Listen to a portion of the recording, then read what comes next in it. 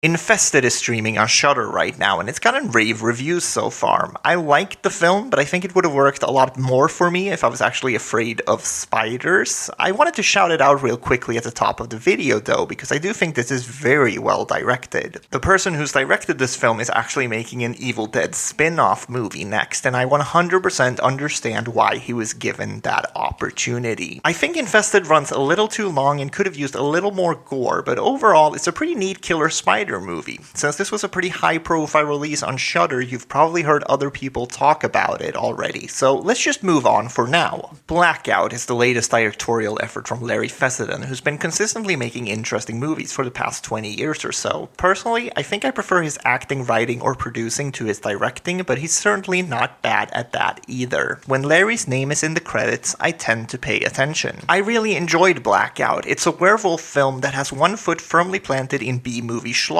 and the other in independent, not quite mumblecore, but on its way there drama. It's about an alcoholic artist whose life has completely fallen apart after being bit by a werewolf. He lives in a very small town, and the movie picks up with him basically saying goodbye to the people he cares about. It's very much a tragedy with some darkly comedic elements, but you also have these sequences at night where he turns into a werewolf, and those are very gory and honestly pretty fun. The movie literally opens up with a POV shot of him killing a couple having sex under the moonlight that's very reminiscent of 80s slashers. I think all the stuff that I mentioned so far works great. You can feel that the movie is on the lower budget side of things, but it still has a ton of style. Since the lead character is an artist, they incorporate a lot of his paintings into the film. For example, there's one sequence that transitions from live action to animation, and it works pretty much flawlessly, even though it's just a one-time thing. It's things like this that make the movie feel like it's consistently punching above its weight. There's also a lot of ideas crammed into this script, which is something I usually say as a positive, but here it might actually be quite the opposite. The first two acts of the film consists of the main character meeting different people in this town, and they all have their own issues and relationships to one another. But since those characters are only in the movie for a scene or two, those themes feel never really properly explored. I wonder if this could have been fixed with a longer running time, but maybe then the film would have just dragged on for too long instead. Overall, I definitely recommend the film though. It's a really fun werewolf flick that's also tragic in the way you want werewolf films to be. Lowlifes is a Tubi original horror film that I actually don't want to spend too much time on, because the less you know about this one before going into it, the better. Since it's on Tubi, you can watch it for free, and I do think it's worth your time. It's one of those movies that consistently twists and turns, maybe even to its own detriment at points, but nevertheless, it's a really fun time. It's about a family traveling in an RV, and they're out barbecuing in the beginning of the film when they run into two locals. Their interaction with the locals is uncomfortable, to say the least, as the two men overstay their welcome. The family is just trying to be as polite as possible while trying to get them go away, but it of course isn't that easy. I know that's really vague, but as I said, the less you know about this one before going into it, the better. This is a solid roller coaster ride that's been getting some buzz ever since it dropped on Tubi. It's got good performances, a lot of violence, and a really ambitious script. It definitely felt a little underbaked to me at times, especially when it came to its characters, but I'm glad I saw it. In terms of overall vibe, I would say it's a lot more fun than scary, so just know that before you decide to watch it. Yes, I decided to watch the A Quiet Place ripoff starring Nick Cage on VOD, and no, I do not regret my decision to do so. Arcadian was right up my alley, even though I usually don't love dystopian films like this.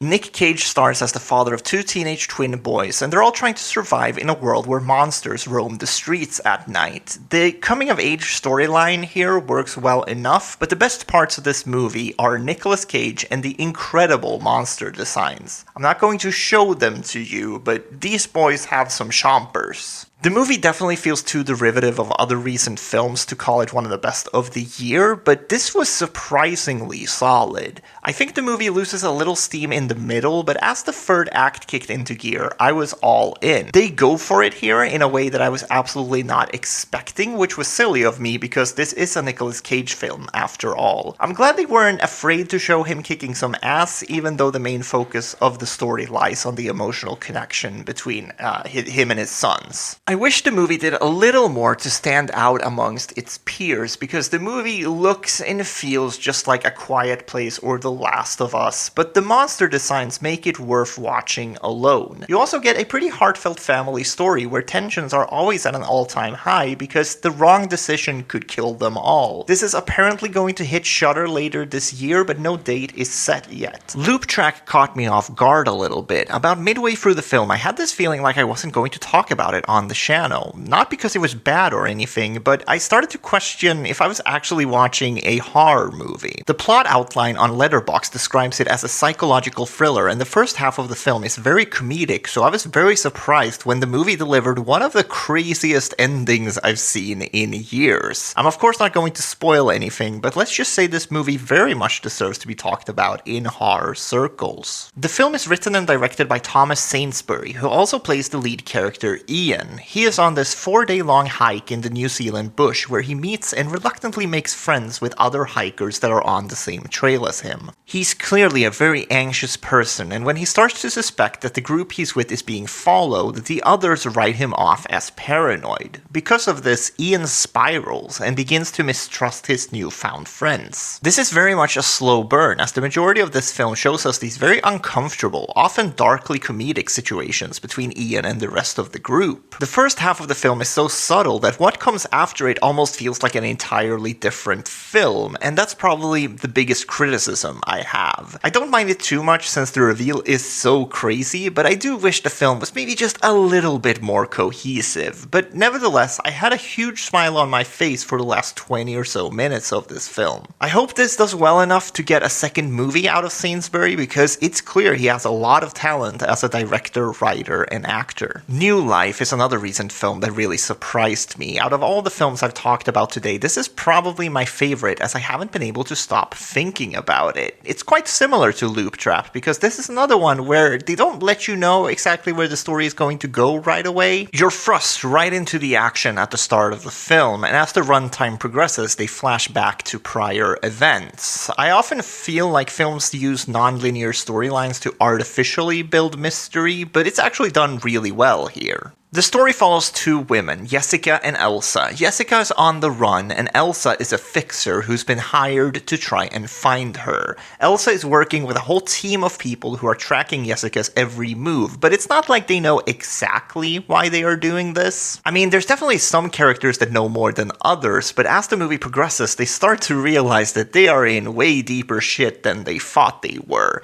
Figuring out the mystery alongside the characters is really fun, because the movie didn't go exactly where at least I expected it to. I think what spoke to me most about this film is how current it feels. It's hard to talk about without spoiling it, but I feel like there's a horror to the mundane bureaucracy shown in this movie. The stakes in the story are so high, yet the people who are supposed to have the situation under control treat it like a 9-to-5 office job. And then you have Elsa out in the fields just trying to understand what type of mess she has gotten herself involved with. However, what really brought it all together for me was Haley Aaron's portrayal of Jessica. Her character is constantly in survival mode, but her personality still shines through as she connects with people she met on the road. It brings some much needed humanity into the story, and the more you find out about Jessica, the more tragic and preventable the whole situation feels. I can very much see this being a film that people will discover on VOD throughout the year, but I think right now it's been buried by other releases, and that's a shame. Definitely seek this one out when you have the chance to. It's worth it. Before I go today, I also want to say that I did see this shark film that I thought was dumb fun called Something in the Water. Like, yes, obviously the CGI shark movie is bad, but it's kind of fun bad to me. There are some really, really dumb moments in the script, but I like the characters well enough, and I'm a sucker for schlock like this. I don't know, I thought this was stupid fun, and you're allowed to have some stupid fun every now and then. This is one of those films I was kind of laughing at while I was watching it, so I would definitely recommend you prioritize watching all of the other films I've talked about today, but this has something to it. Like, the production values are pretty good, and the actors are doing their best, but then every once in a while something just completely completely bonkers and illogical happens, and it's just, I don't know, it's wild. I've been thinking about putting together a list of the best worst movies of the year once we've actually gotten to December, and I think this is one that would definitely be on said list. And I think that's it from me today. I want to thank everyone really quickly for the support on this channel, and I'll talk to you guys next time, okay?